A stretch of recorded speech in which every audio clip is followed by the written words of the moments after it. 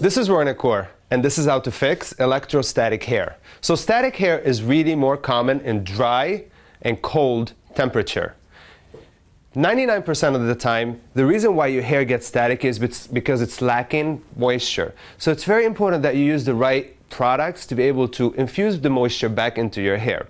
If you're using hot tools, for example, use a product that's really going to create a barrier between the hot tool and your hair. This product will actually also aid in sealing the moisture into your hair and making sure it tames it so it doesn't get staticky. If you want to brush your hair, use a lightweight spray to just spray your brush with it and then brush your hair. It's gonna help you control the static within your hair as well.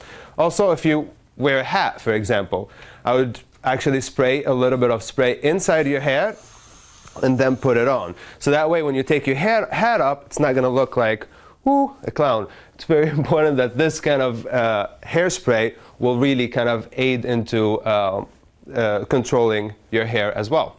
Also, to give you just a little bit of a kind of a home remedy tip, keep a stash of dryer sheets with you, because believe it or not, the same product that actually controls static in your clothes will control static in your hair. So just grab a dryer sheet and brush it through your hair and it will tame your hair as well. This is Wernicor, and this is how to control electrostatic hair.